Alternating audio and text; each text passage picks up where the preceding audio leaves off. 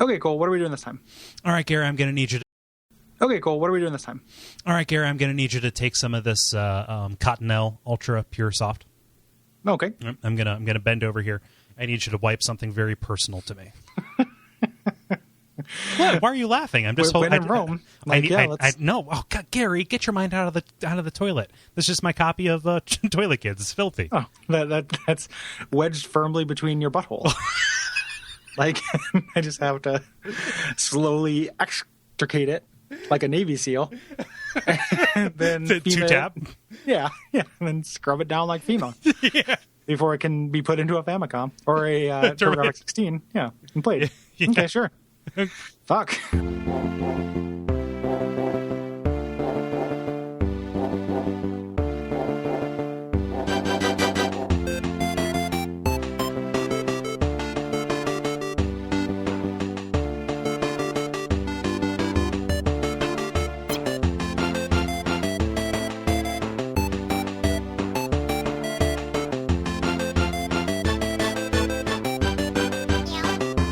I was just going to stop it there, but you just took it and you made it into pulling something out of my ass.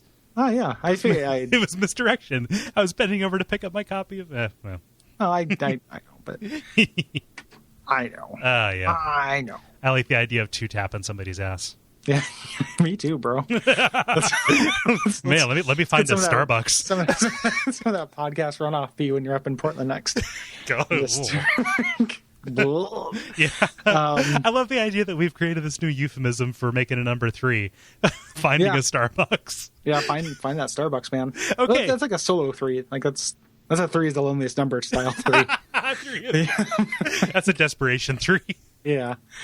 Oh man, you will have had to have listened to last week's episode to understand that. That's true. But you're probably listening to these in some kind of order. Yeah, in some kind of order. You know. Yeah. My name is Gary Butterfield. My name is Cole Ross. And this is Abject Suffering, the show where we play games that you suggest. Why are you doing this to us? Yeah, this is a bad game. Real quick, though, because before I forget, I've been watching Awesome Games Done Quick for the summer, and I watched a speedrun of Ape Escape 2. And there's a boss in Ape Escape 2 that looks like a gigantic kind of like lady sumo wrestler. Like could be it either has racist lips or lady lips. Like it's either lipstick or like Sambo lips. So it's I was giving them the benefit of the doubt. Yeah. And then these little stars on the nipples. Like so either the nipples are stars or they're like pasties. And I was thinking it was pasties. Whose attack is this like goatsy style thing, like bends over and kind of like spreads its ass cheeks, or bends over backwards and spreads its front cheeks. Like does like a pea goatsy, like a pussy goatsy. And I was really surprised. Like you can find it on YouTube, this boss, and it's really distracting and weird. And no one commented on it. No one said anything. Like all these speedrunners just sitting there being autistic, and like this guy is just doing these gross moves. Yeah. And yeah, nobody commented on it, but we were just dumbstruck. No, Gary, you were watching the speedrun of Gape Escape. Yeah. That's pretty good. It was gross. I don't remember why I was thinking about it. Probably because it's Toilet Kids. Yeah, because this is where all of the prurient stuff lands, or purient, depending on how it may go. Yeah. Because we're talking about Toilet Kids at the suggestion / recommendation / behest / demand of Samuel Bear. Samuel Bear. Go fuck yourself. Yeah, go fuck yourself, Samuel. This is go find a Starbucks. Yeah, go. Yeah, I'm glad that someone alerted me that Toilet Kids was a thing. Oh yeah, like I'm glad this exists. I think, but it's not. This is a terrible fucking game. Yeah, like this is pretty amazingly bad. Yeah. So why don't you tell us a little about the plot, Cole? Well, after seeing what has to be the first instance of full frontal video game nudity outside of Custer's Last Stand or Custer's Revenge. You see this little kid's dick, like tiny boy dick. Yeah, like tiny little Bart Simpson intro of the Simpsons movie dick. Oh yeah. And it's so weird. Yeah. Yeah. It's weird in The Simpsons. It's weird here too. Yeah. You just see he wakes up. It's the middle of the night. He's terrified of the toilet because he hasn't been potty trained. He sits on the toilet and he's transported to a magical land that is sprays up like somebody threw a cherry bomb into it, and then he shrinks as he falls back into it. Yeah. And goes into toilet, and it's toilet time for Tiny Town. And he's in a world of toilet. He's in a world of shit. Yeah, literally in a world of shit and butt. Yeah, butt shit. Yep. Yeah, and cock flies. Yeah. Cock flies and butt spiders with pig faces and like turtles that toss turds and like shit camels and toilets that toss turds and like golden turds and just poop and pee and snot and shit. So whenever Jim Leahy on Trailer Park Boys was talking about a shit hurricane and a shit tornado, he was referring to this land. It was actually just a very, very coded reference on the part of the creators of that particular television program. From Bits Laboratory. Yeah. And / Media Rings. No, good. Oh, God, even Media Rings sounds terrible. Yeah. Have you seen the cover to this game? I could probably look it up. It's very funny. Like it is a very cute, like little restaurant style Buddha character holding up 2 golden turds. Like it looks very celebratory. Yeah. Well, there's the what is it? The title screen. It's a guy who's wearing he's like a shit sultan. Yeah. A sultan of shit. my favorite. Oh fuck. Oh man, that's cool for cats. Yeah. There we go. Yeah. Something from Rock Band. Yeah. Yeah. This is a shooter. Mm-hmm. You are flying. Like, did you figure out what attaches to you to allow you to shoot? Like, you're a little kid flying naked through the sky, and then I think they're toilet planes. Like some kind of carapace, like some kind of shit carapace, like affixes itself to you to allow you to shoot. Yeah, it's like you're sitting on top of a shit turtle. It looks like a little bit. Yeah. But when you get hit, the shit turtle dies, and another one comes up from behind and grabs you. rescues you before the shit apes come and take you away to their village. Yeah, village. Yeah. It is so fucking weird. Uh-huh. Like this is a weird game. Like this, and bad, but weird. This is to potty humor what Shoaniki is to like social mores around homosexuality. Yeah, like it is a celebration. Yeah. Like this is a force for positivity in the world. Yeah. It's just celebrating something that no one should like. Yeah. Like there's no problem with being gay. Right. There's tons of problem with celebrating feces. Like I feel like that's one of those, like, do you think that will ever become just like, oh, I'm just a coprophiliac? Like it's normal, like, do you think that will ever happen? Like our grandkids like might bring home like a coprophiliac? I mean, outside of Germany, no.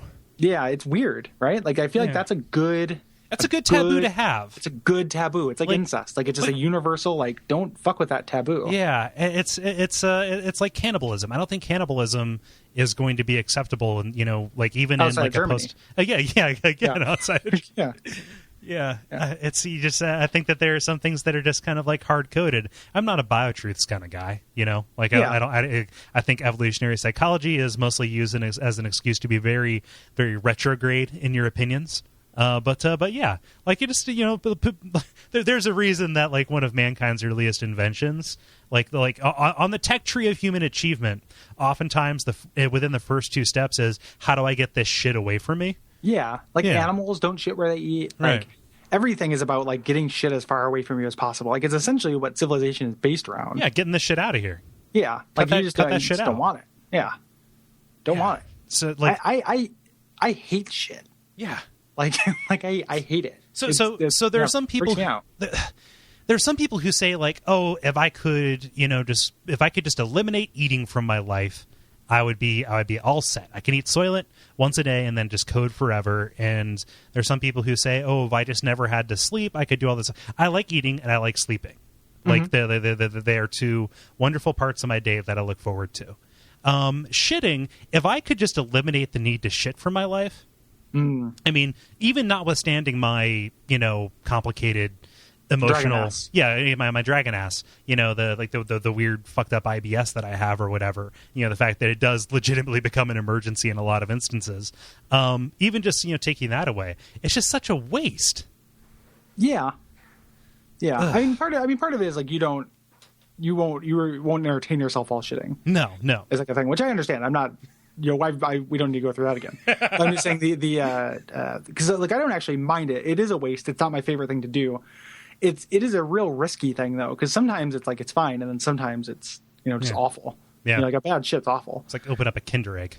Yeah, just like and it's like the fact that it's related to the inversely to like the pleasures of eating. Like, oh, I'm gonna go to a barbecue and eat 5 bratwursts, great, and then just it's awful afterwards. Not to get too gross. No, well, you're paying for the sins of yesterday today. Yeah. Yeah.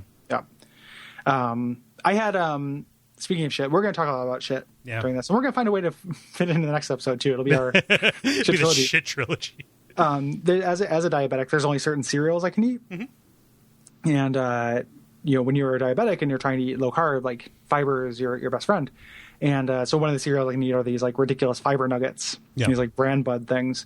And I didn't eat dinner one night. I was out, and then I came home. I just needed something quick, and I ate a bowl of cereal. But I poured it like you would pour like a regular bowl of cereal, rather than like just a ginger amount. And I went to sleep, and I had like stomach aches. And then I couldn't go to sleep, and I looked up and calculated it, and I had like 175% of my daily fiber intake in like in maybe 15 minutes. Yeah, and it was rough. And then there's just like cut to the Osmosis Jones Incredible Journey version of this, where there's just little dudes like sweeping down the inside of your colon. Yeah, it's just like power washers. It's a living. Take that, boss. It was pretty intense. Like, I mean, it wasn't. I didn't have an unusual shit. Like, I'm not being gross in that way. It's just related to toilet kids and stuff.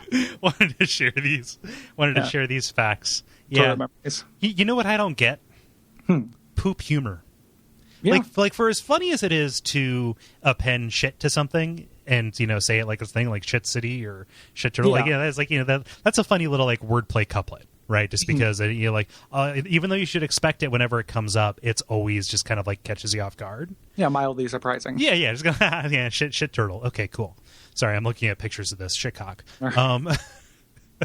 And but no, just like kind of the whole. I never understood, like when I was in my Kevin Smith phase, and I will always say the mark of maturity for a man for a young man in this age is when he starts finding Kevin Smith juvenile and tiresome, But just this whole notion around like ha dick and fart jokes. I'm not saying this to be like stuffy and like higher than you, because I find some pretty stupid stuff entertaining, but just the notion of like the fact that dicks, farts, and poop exist somehow being appended to jokes, which are complicated constructions of subverting expectations and stuff. Like, I just don't see it like as being an inherently funny thing. It's not inherently funny like the K sound, Yeah, I will say like a couple thoughts on that matter. Like, one, I think that farts and dicks are funnier than poop inherently. Okay. I think they have more inherent value. Like, I don't know. Like, I can handle a dick joke, and just can you share a dick joke with me? Like, I feel like in the Choaniki Adric Suffering, like they're writing the name Choaniki on my dick and showing it to you. Yeah, in the beginning. Like that, I felt like that was a funny dick joke. Okay. Like I can handle a good dick joke, and I can also like there's a funny poop joke. I could like that episode of The Office where Todd Packer poops on Michael Scott's desk and he's doing kind of the witch hunt to figure out who did it and stuff. Like, you can have a funny joke about most anything. You just need to it's just lazy. It's not a punchline in and of itself. Yeah. I guess is more my thing. Like, I would never say I don't understand or I don't dislike lowbrow humor in that respect, because there's some of it that I think is very funny.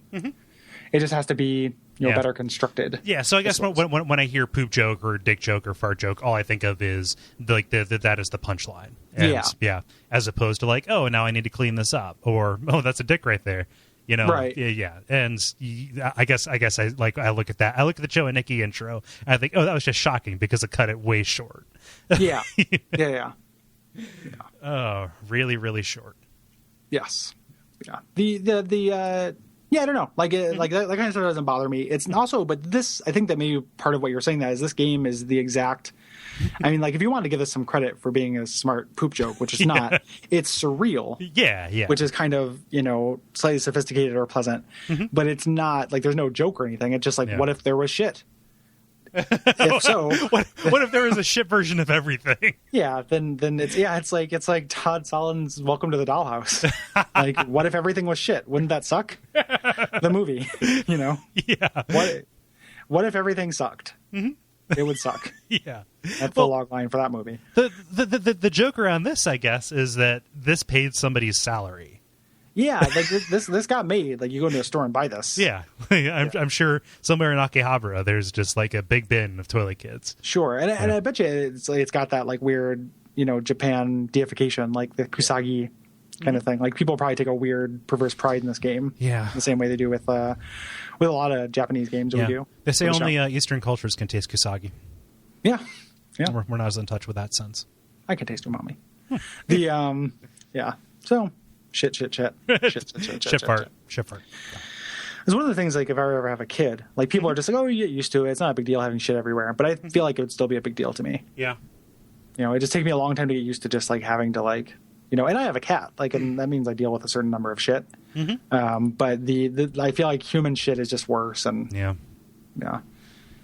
people have dogs. Yeah, people love their dogs.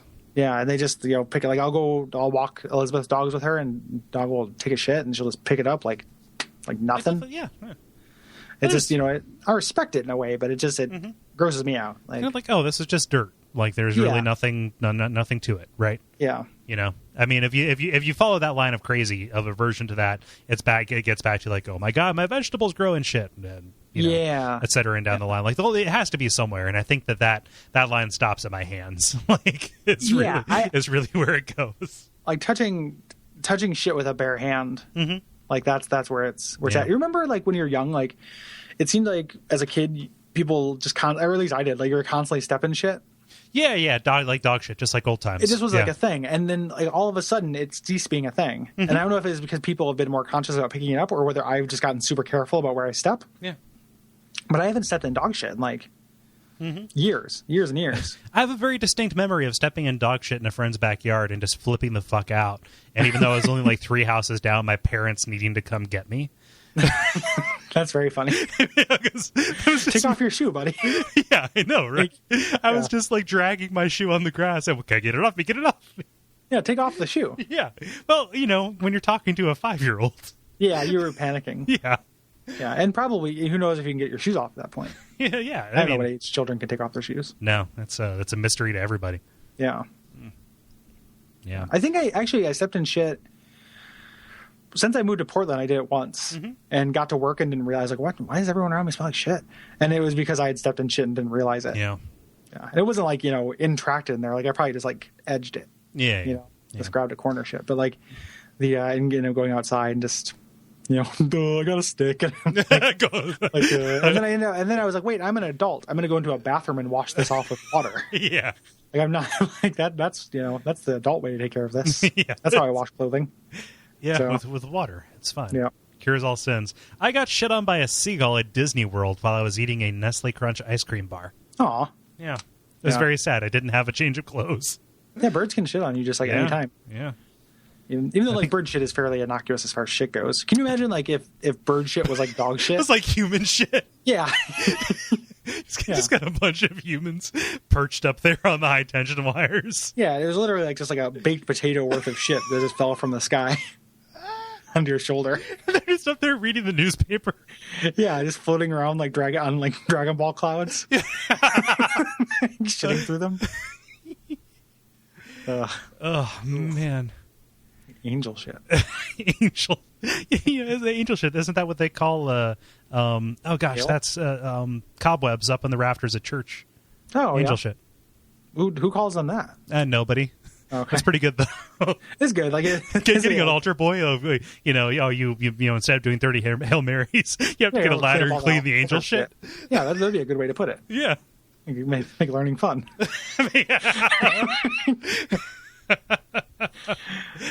Oh man.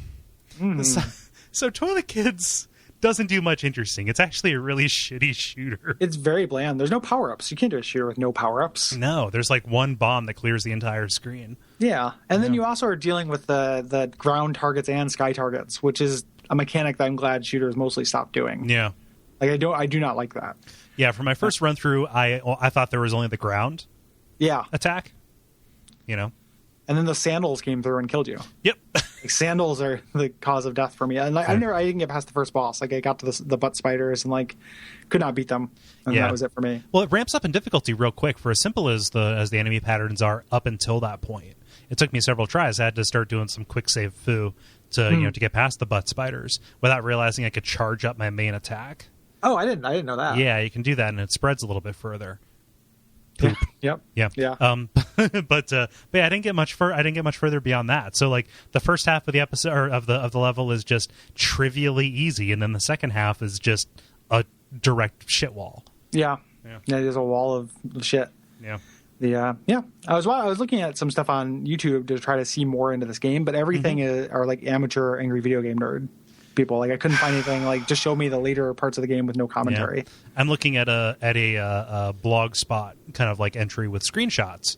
And you go to like there's like it looks like the jungle from Commando. Okay. Yeah. Then there's like underwater world with ass crabs. No, sure. Yeah. And what appears to be squids, but instead of having tentacles, they have portly behinds with legs swim behind them gracefully. Also makes sense. Yeah. Urinal submarines. Okay. Yeah. A whale with shit piles for eyes. Oh. And a big old smile. I did in one of the videos I was watching. They got to one of the bosses that was a fish, and the fish poops like fish actually do. Like it doesn't just like shoot out cartoon turds. It actually leaves big lines that act as a shield. Huh. And like to stop you from hitting the fish. You know what? That brings a whole new interpretation to the game of Snake. Oh yeah, yeah. No wonder it couldn't run into coil.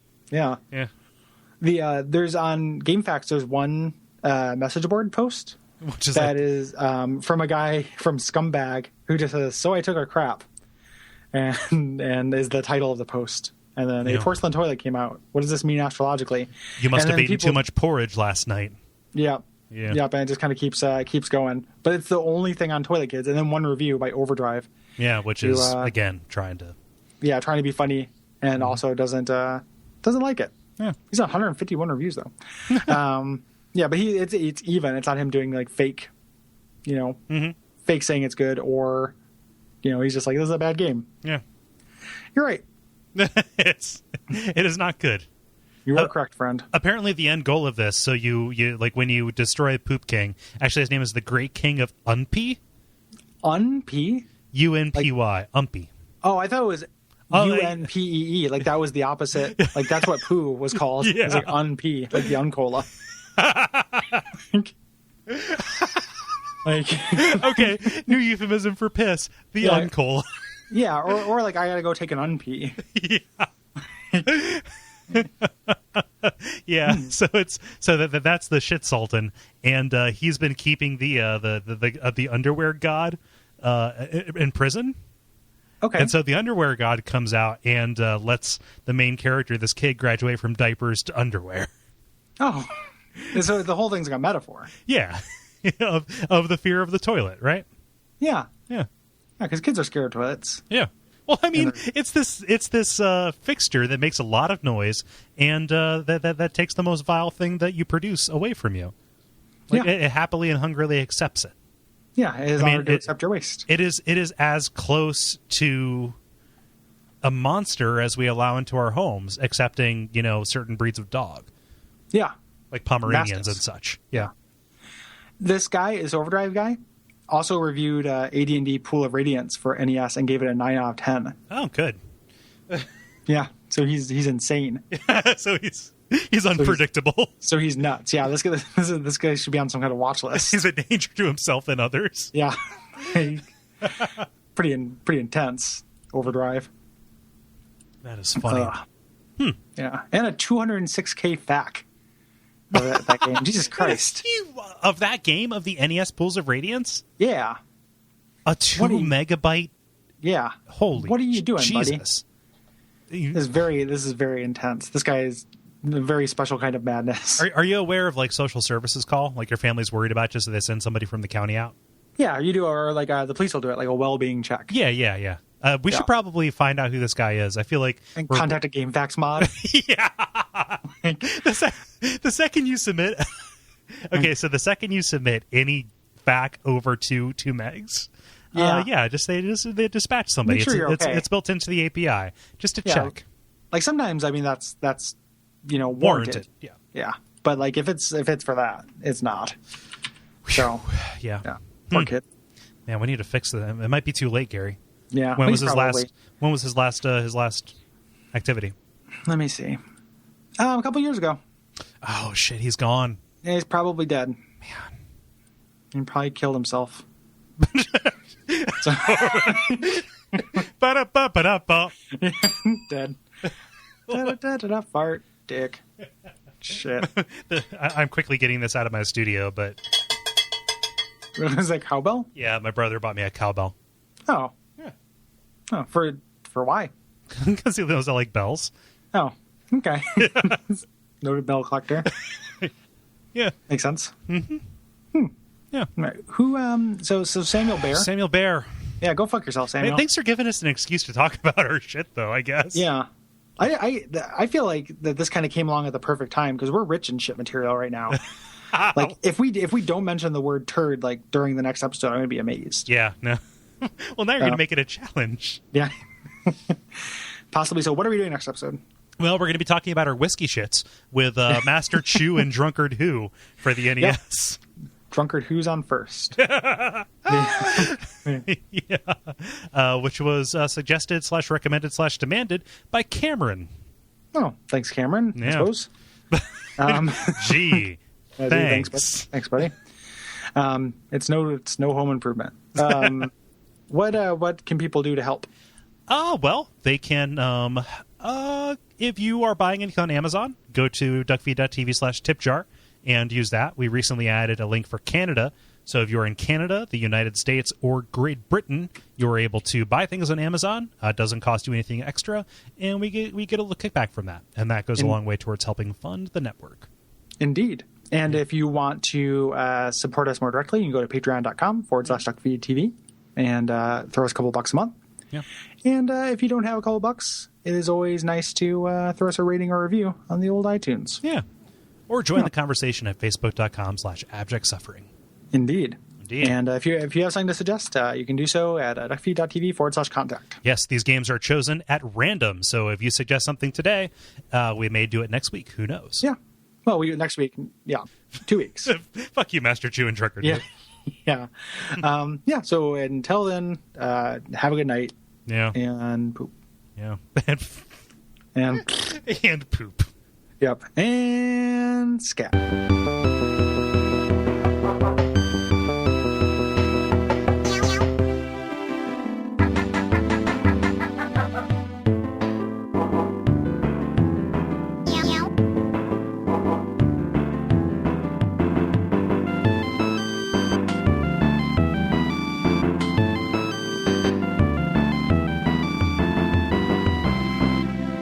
Holy shit, I'm going to go to bed at like 10.